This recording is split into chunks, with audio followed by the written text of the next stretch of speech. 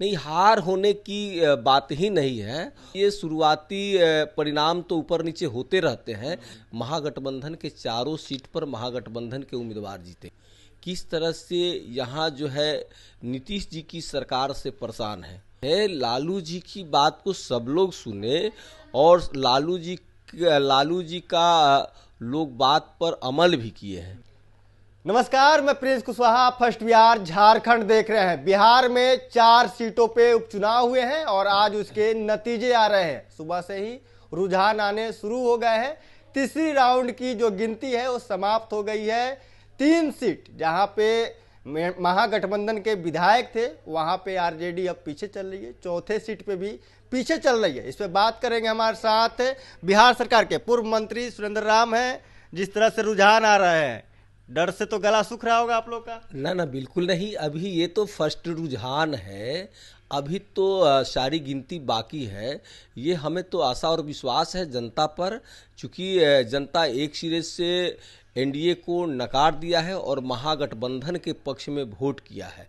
तो ये शुरुआती परिणाम तो ऊपर नीचे होते रहते हैं, लेकिन अंतिम तक हमें आशा विश्वास है कि मेरे चारों हम लोगों का महागठबंधन का जो सीट है, महागठबंधन के चारों सीट पर महागठबंधन के उम्मीदवार जीतेंगे। लेकिन आपने कहा कि जिस तरह से जनता ने महागठबंधन को एनडीए को नकार दिया है, महागठबंधन पर विश्वास किया है, लेकिन जो रुझान आ रहे हैं विपरीत आ रहे हैं। नहीं, ये तो शुरुआती रुझान है। शुरुआती रुझान में ये किसी के भी पक्ष में जा सकता है, लेकिन ये जो है ना अंतिम जो परिणाम जो होंगे, अंतिम परिणाम महागठबंधन के पक्ष में होंगे और हमारे उम्मीदवार सभी सीटों पर जीतेंगे, चारों सीटों पर। क्या लग रहा है, जिस तरह से लगातार क्षेत्र में भी लोगों ने विरोध किया राजद उम्मीदवारों को बदलने के लिए, क्योंकि परिवारवाद को लेकर भी सवाल खड़े हुए, क्या लग रहा है राजद ने टिकट देने में कोई गड़बड़ी कर दी?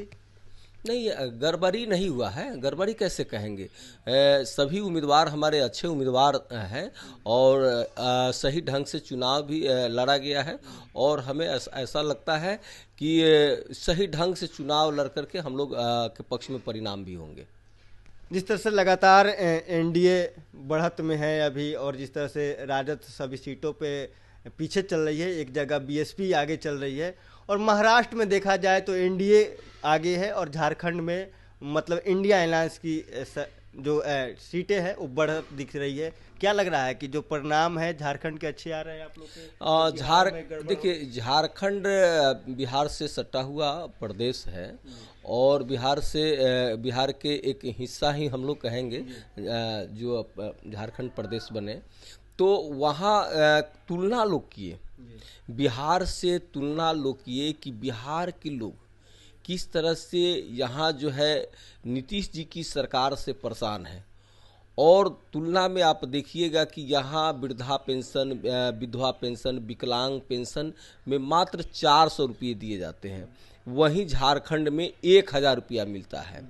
वहीं आप वहाँ देखिएगा कि मैया सम्मान योजना के तहत जो 18 वर्ष से लेकर के 50 वर्ष तक की महिलाओं को 50-50 हज़ार रुपया दिया जाता है। उसके बाद में वो एक मुश्त बिजली का बिल सब लोगों को झारखंड में माफ़ कर दिया गया। यहाँ आप देखिएगा कि बहुत ज़्यादा बिजली का बिल आने से लोग जो अपना बिजली का कनेक्शन कटवाने पर मजबूर हैं। घर में अब दिया भी नहीं, चूँकि किरासन तेल तो मिल नहीं रहा है, तो दिया भी जलाना लोगों को मुश्किल हो गया है। तो नीतीश जी के सरकार में झोपड़ी में चिराग भी नहीं जल रहे हैं। आज लोग पुनः जो है वो 100 साल पीछे की जीवन को जी रहे हैं। और वहीं आप देखिएगा कि झारखंड जो है चकाचक हो गया है। गरीब जो है ना, गरीब को बिजली का बिल भी नहीं लग रहा है। अब वहाँ की सरकार जो है 200 यूनिट बिजली भी लोगों को फ्री देने की बात कर रही हैं। तो तमाम तरह की वहाँ जन कल्याणकारी झारखंड में हेमंत सोरेन साहब की जो सरकार ने चलाने का काम किया, जिसके वजह से वहाँ सरकार पुनः जो है महागठबंधन की हेमंत सोरेन साहब की सरकार की वापसी है।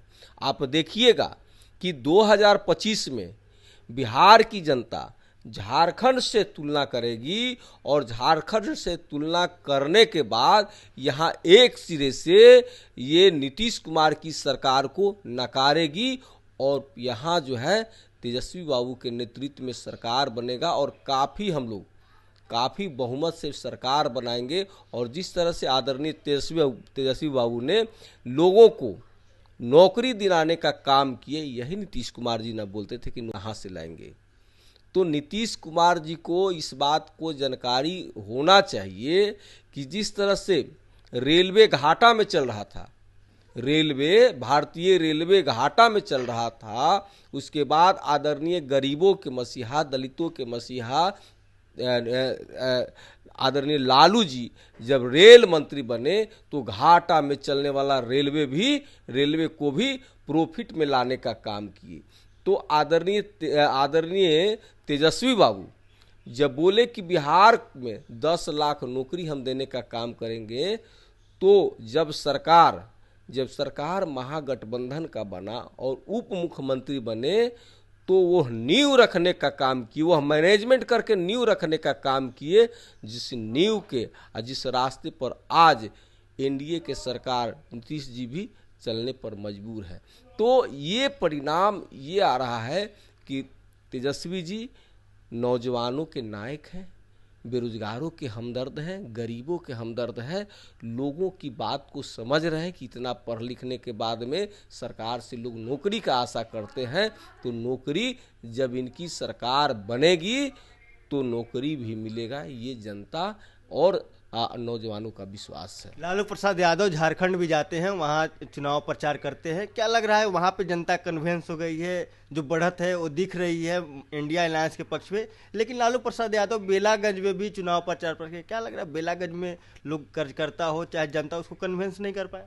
नहीं, ऐसा नहीं है। लालू जी की बात को सब लोग सुने और लालू जी का लोग बात पर अमल भी किए हैं और वोट भी देने का काम की। चूँकि लालू जी वो समय को लोग याद करते हैं कि जब गरीबों को अपने खटिया, अपने चौकी, अपने कुर्सी पर बैठने नहीं दिया जाता था, अपनी हक और अधिकार की बात भी लोग नहीं रख पाते थे, तो लालू जी वो 90 के दशक में लोगों को दूसरा आज़ादी दिलाने का काम किए। क्योंकि हम लोग मानते हैं कि लालू जी दूसरा अंबेडकर हैं। अंबेडकर साहब के आधे अधूरे सपने को सरजमीन पर उतारने का कोई महामानव काम किए, उस महामानव का नाम है आदरणीय लालू प्रसाद यादव। तो जमीन पर संविधान के हर पन्ना, हर अक्षर को उतारने का काम किए, तो महामानव आदरणीय लालू प्रसाद यादव जी है। तो आदरणीय लालू प्रसाद यादव जी का बात हर लोग सुनता है और उस पर अमल भी करने का काम करते हैं।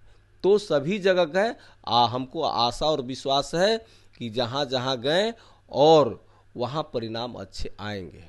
क्या लग रहा है कि अगर जिस तरह से रुझान आ रहे हैं, अगर रामगढ़ की बात करें और बेलागंज की बात करें, अगर वहाँ हार होती है तो क्या राजद अपनी गलती स्वीकार करेगी, जो टिकट देने में उसने गलती की? नहीं, हार होने की बात ही नहीं है। और कहीं देखिए, कहीं किसी तरह की बात होगा तो उस पर पार्टी स्तर पर समीक्षा होगा। क्योंकि लगातार वहां से कार्यकर्ता लालू प्रसाद यादव से भी मुलाकात कर रहे थे, तेजस्वी यादव से मुलाकात भी कर रहे थे कि जो प्रत्याशी है उसको बदलना चाहिए। एक ही परिवार के लोग विधायक बनेंगे, सांसद बनेंगे तो और कार्यकर्ता क्या हो, पहले से नाराजगी दिख रही थी राजद में।